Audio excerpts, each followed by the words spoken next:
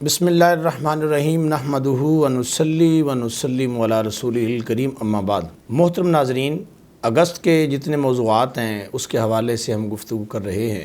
آج ہم اس چیز کو بیان کریں گے کہ دو قومی نظریہ قرآنی نظریہ ہے اور یہ مصطفیٰ کریم صلی اللہ علیہ وسلم کے فرمان کا نظریہ، جس کی بنیاد پر پاکستان کو بنایا گیا۔ ہمارے بزرگوں نے یہ نظریہ دیا۔ اس نظریے کی بنیاد قرآن ہے یا مصطفیٰ کریم صلی اللہ علیہ وسلم کا فرمان ہے۔ دو قومی نظریہ یہ ہے کہ دو قومیں جو علیحدہ علیحدہ ہوں، جن کی ثقافت علیحدہ ہو، جن کے عقائد علیحدہ ہوں، جن کے اعمال علیحدہ ہوں، ان کے لیے اپنا علیحدہ ملک ہو، اپنی علیحدہ ریاست ہو، جس کے اندر رہ کے وہ اپنی ثقافت اور اپنے مذہب کے مطابق افعال کر سکیں۔ اسی نظریے کی بنیاد پر ہی پاکستان مارز وجود میں آیا کہ ہندو قوم ایک علیحدہ قوم ہے، مسلمان قوم ایک علیحدہ قوم ہے۔ ہر ایک قوم کا اپنا تشخص ہے، اپنے مذہب ہے، اپنے عقائد ہے، اپنے اعمال ہے۔ تو یہ نظریہ معاذ اللہ کوئی گھڑا ہوا نظریہ نہیں تھا، بلکہ قرآن کا نظریہ تھا۔ اگرچہ کچھ اس وقت ایسے لوگ بھی تھے جو اپنے آپ کو مذہبی کہہ رہے تھے، اپنے آپ کو دین کے حوالے سے وہ بڑا مفکر سمجھتے تھے، بڑے مفکر سمجھتے تھے اپنے آپ کو، لیکن یہاں پہ وہ بھی غلطی کر گئے کہ ہندو مسلم اتحاد کے وہ دائی ہوئے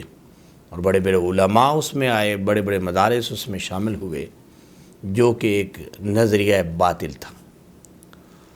اب ہم قرآن کی چند آیات سے اس نظریے کو ثابت کرتے ہیں۔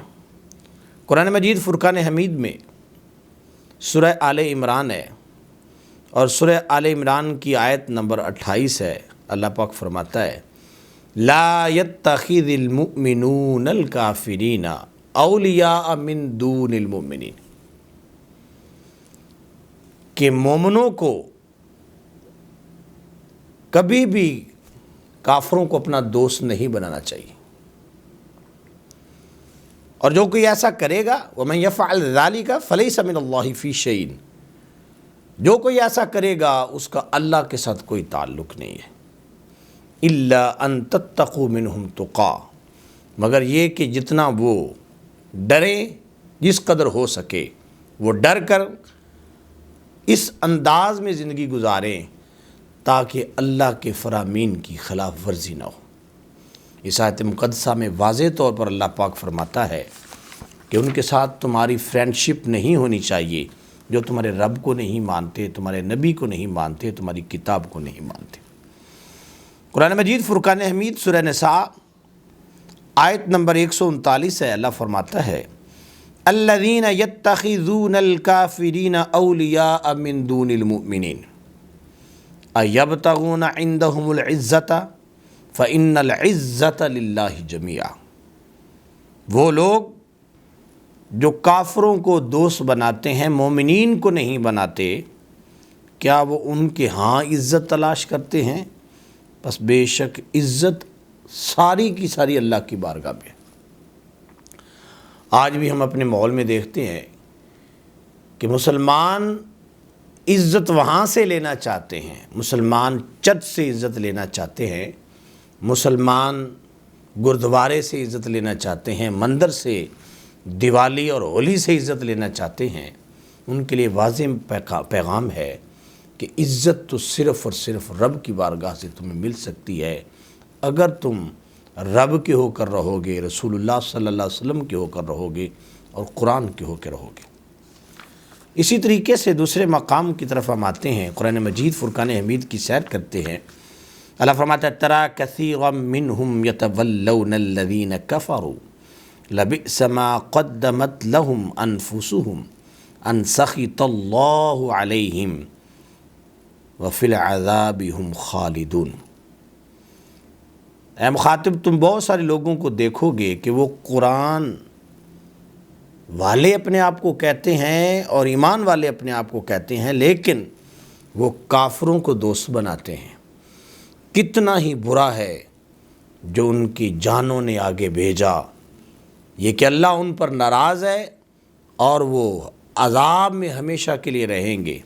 وَلَوْ كَانُوا يُؤْمِنُونَ بِاللَّهِ وَالنَّبِيِّ، اگر وہ اللہ پر ایمان رکھتے، نبی علیہ السلام پر ایمان رکھتے، وَمَا أُنزِلَ إِلَيْهِ، اور جو ان پر نازل ہوا ہے اس پر وہ ایمان رکھتے، مَتَّخَذُوهُمْ أَوْلِيَاءَ، وہ کبھی بھی انہیں اپنا دوست نہ بناتے، وَلَكِنَّ كَثِيرًا مِّنْهُمْ فَاسِقُونَ، لیکن اکثر ان میں سے فاسق ہیں۔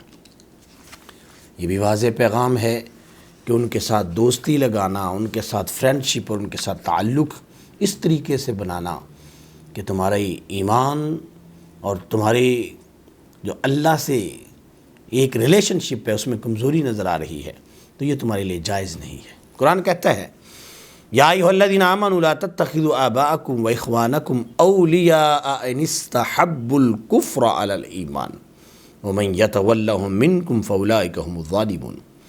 اے ایمان والو، نہ تم اپنے والدین ابا کو، اپنے بھائیوں کو دوست نہ بناؤ اگر وہ ایمان پر کفر کو پسند کریں، اور اگر تم انہیں دوست بناؤ گے تو ظالم ہو جاؤ گے۔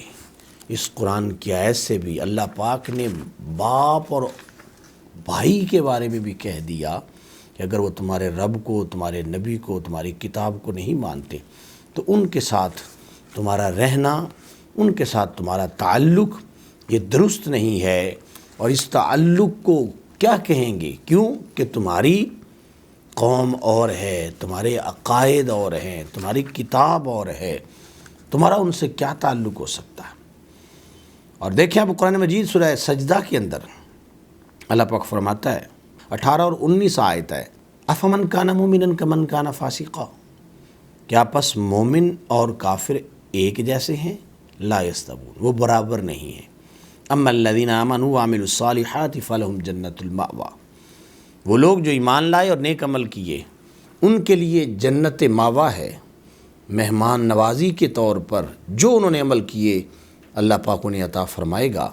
اور وہ لوگ جو فاسق ہوئے ان کا ٹھکانہ جہنم ہے، جب کبھی نکلنے لگیں گے پھر دوبارہ اس جہنم میں ڈال دیے جائیں گے۔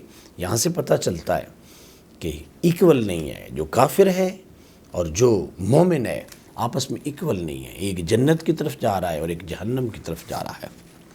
اب آئیں ذرا قرآن مجید فرقان حمید کے دوسرے مقام پہ بھی ہم دیکھتے ہیں اس ٹو نیشن تھیوری کو خداوند قدوس نے آگے بھی بیان فرمایا۔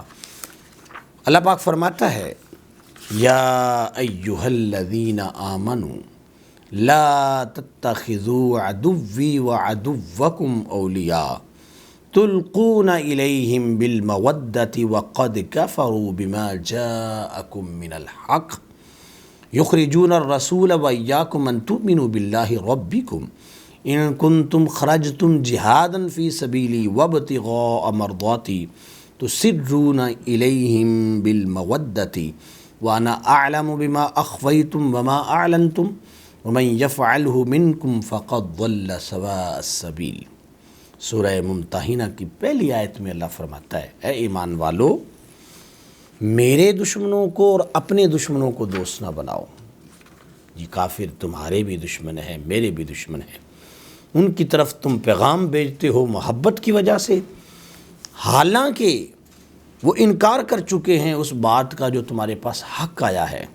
یخرجون الرسول وإیاکم، انہوں نے تمہیں بھی اور تمہارے رسول صلی اللہ علیہ وآلہ وسلم کو گھروں سے جدا کر دیا۔